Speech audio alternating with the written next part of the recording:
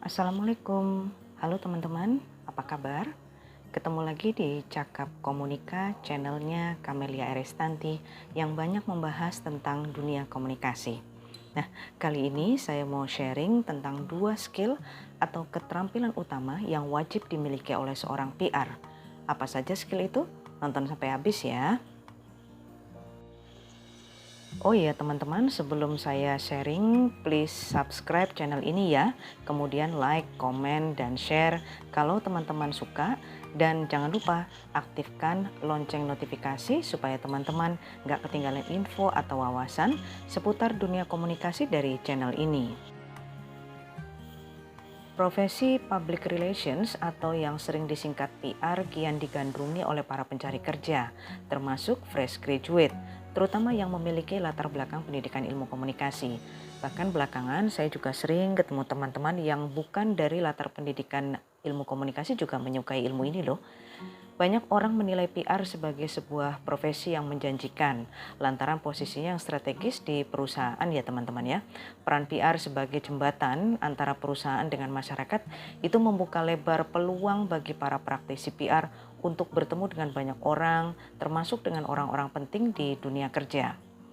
Sebenarnya banyak sekali definisi tentang PR, tapi salah satunya yang saya kutip adalah menurut British Institute of Public Relations yang menyebut PR sebagai keseluruhan upaya yang dilakukan secara terencana dan berkesinambungan dalam rangka menciptakan dan memelihara niat baik atau yang disebut goodwill dan saling pengertian antara suatu organisasi dengan segenap halayaknya.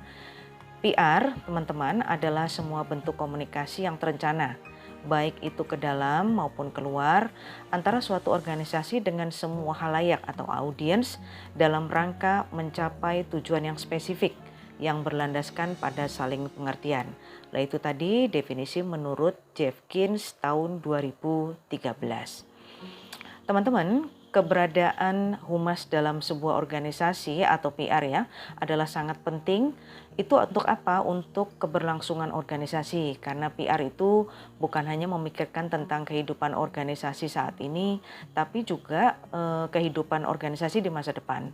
Jadi manajemen itu harus memposisikan PR sebagai garda terdepan. Kemudian juga memberikan akses langsung kepada PR untuk berkomunikasi langsung dengan pemimpin tertinggi dan bukan malah membatasi ruang gerak PR dengan hanya memberikan pekerjaan seputar dokumentasi yang malah akan mengecilkan arti dan keberadaan organisasi itu sendiri.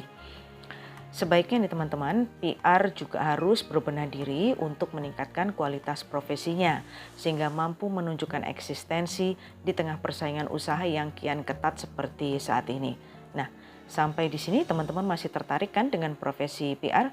Yuk kita pelajari keterampilan apa saja sih yang wajib dimiliki oleh seorang PR.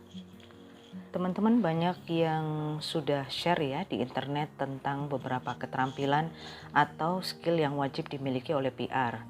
Ada yang bilang 5, ada yang bilang 7, 10, bahkan lebih.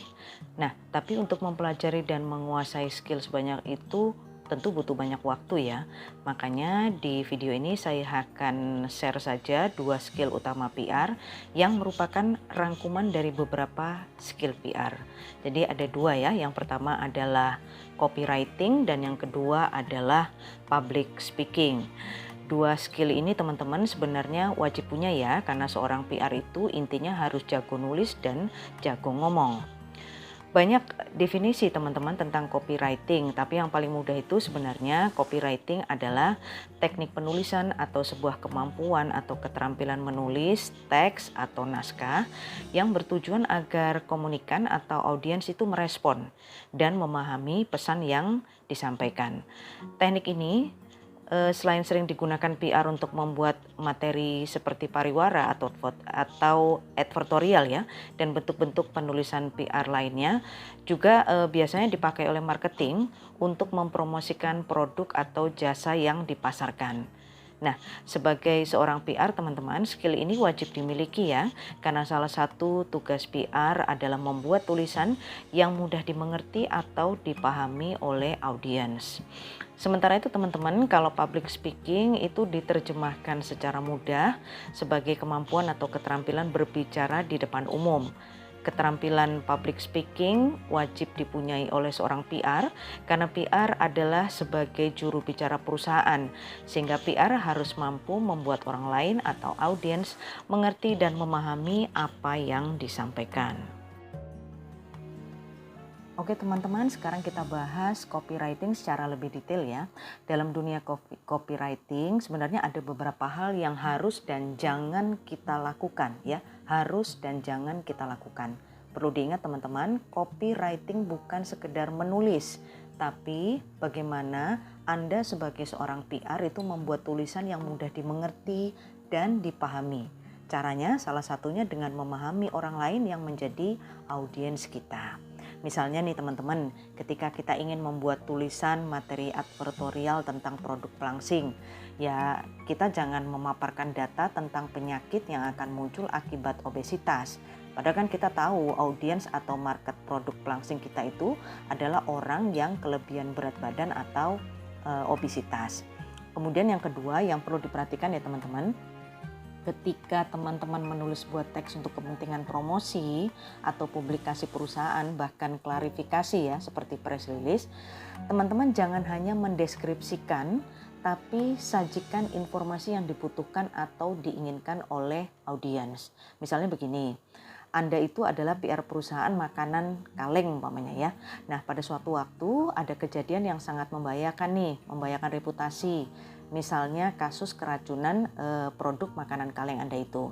Nah seorang PR itu akan segera membuat press release yang bertujuan untuk klarifikasi ya, untuk menjelaskan yang terjadi dan apa yang telah dilakukan oleh perusahaan.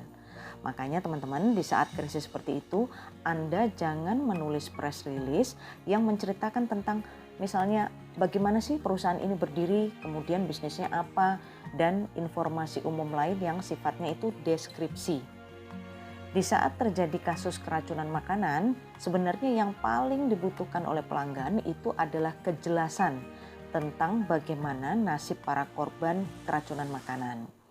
Awali rilis Anda dengan permohonan maaf ya teman-teman dan statement resmi. Jadi yang membenarkan kejadian tersebut. Nah, terus teman-teman bisa melanjutkan dengan statement seperti ini. Terhadap para korban kami telah melakukan pendataan. Kemudian juga kami membuka call center pengaduan 24 jam dan menanggung seluruh biaya pengobatan para korban sampai sembuh. Kemudian teman-teman bisa juga nambahkan seperti ini. Nah, selain itu, perusahaan juga akan menerjunkan tim khusus yang akan melakukan investigasi kasus ini dan akan memperketat quality control sehingga kejadian ini tidak akan terulang lagi. Nah, nanti terkait dengan bagaimana peran PR dalam manajemen krisis reputasi akan saya share di video selanjutnya ya, kita pelan-pelan dulu. Yang ketiga, menulislah seolah Anda itu menulis untuk satu orang saja dan bukan banyak orang. Kenapa? Karena tulisan Anda itu bisa menjadi lebih fokus dan terasa personal. Misalnya begini nih, Anda PR produk kecantikan. Ketika Anda membuat rilis, buatlah tulisan personal yang menyentuh audiens yang paling spesifik. Oh, ini ada produk baru nih, yaitu seri anti-aging misalnya. Ya, Anda jangan bikin rilis yang hanya menyentuh sisi bahwa kosmetik itu adalah kebutuhan wanita yang paling mendasar. Kosmetik akan membuat Anda cantik atau kosmetik ini bagus untuk para wanita. Oke, itu mah sudah sangat umum ya. Terus apa yang spesifik? Kosmetik anti-aging adalah kosmetik yang cocok untuk Anda yang berusia 40 tahun ke atas. Karena tanda-tanda penuaan mulai muncul kan. Nah, untuk mereka inilah Anda membuat tulisan. Selanjutnya teman-teman, buatlah tulisan dengan bahasa baku dan sederhana yang mudah dimengerti ya. Jadi jangan gunakan istilah yang hanya dimengerti oleh Anda dan perusahaan Anda. Kalau memang terpaksa ada istilah asing, jelaskan secara definitif apa maksud istilah tersebut. Tulisan juga jangan terlalu panjang ya teman-teman karena akan sangat membosankan. Nah setelah selesai ditulis, jangan lupa dibaca. Dibacanya itu dengan suara dan bukan dalam hati saja. Teknik ini teman-teman sering saya terapkan dan terbukti berhasil ya. Membaca dengan suara itu akan membuat kita sadar sebenarnya bagian mana dari tulisan kita itu yang gak enak didengar atau dirasa kurang pas. Nah, yang terakhir tentu saja jam terbang itu sangat dibutuhkan. Berlatih terus, buat beberapa bentuk tulisan, misalnya untuk rilis seperti apa, pariwara seperti apa, artikel itu seperti apa. Nah, nanti berikutnya akan saya share ya, makanya pantau terus deh channel ini. Keterampilan yang kedua teman-teman adalah public speaking. Banyak orang yang bilang tidak mudah loh berbicara di depan umum. Ada grogi, demam panggung, sampai keringat dingin ya, itu pasti. Teman-teman juga jangan mengira saya nggak pernah mengalaminya ya. Saya ini pernah jadi penyiar radio. Nah, waktu itu setelah jadi penyiar radio saya pernah disuruh MC. Saya bisa tiba-tiba grogi loh, karena apa? Penyiar radio itu cuma ada dalam satu ruangan kecil, terus kita hanya bertemu dengan teman-teman yang dalam satu kru aja, nggak banyak lah gitu. Bahkan ada yang penyiar radio itu berhadapannya sama kaca aja. Tapi MC itu kan beda, karena MC itu point of interestnya dari hadirin, terus hadirinnya banyak, ruangannya besar. Nah, salah sedikit aja kan pasti kacau ya kalau MC ya. Oke, balik lagi ke grogi nih teman-teman. Semua orang pasti mengalaminya ya. Untuk pemula itu saya sarankan untuk menyiapkan catatan kecil. Minimal Anda mencatat poin penting apa yang mau Anda sampaikan. Catatan kecil itu untuk apa sih? Supaya Anda itu nggak ngeblank ya atau buyar konsentrasi. Tapi yang harus diingat ya teman-teman, catatan itu ditulis di kertas yang kecil aja. Karena kalau kertasnya terlalu besar nanti malah kelihatan kalau Anda itu nggak siap sebenarnya dan tidak profesional.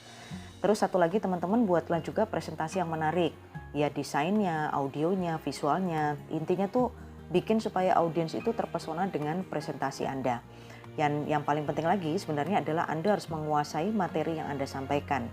Karena orang yang menguasai materi itu akan lebih siap berhadapan dengan orang lain. Sebelum tampil di hadapan orang banyak, coba deh Anda minta tolong teman atau siapapun untuk latihan bertanya kepada Anda terkait materi yang Anda sampaikan. Sehingga nanti Anda bisa memprediksi pertanyaan dan siap menjawab. Dan tidak terbelenggu dengan istilahnya di komunikasi itu verbal gravity alias Nah, soal verbal gravity nanti kita bahas ya di video selanjutnya.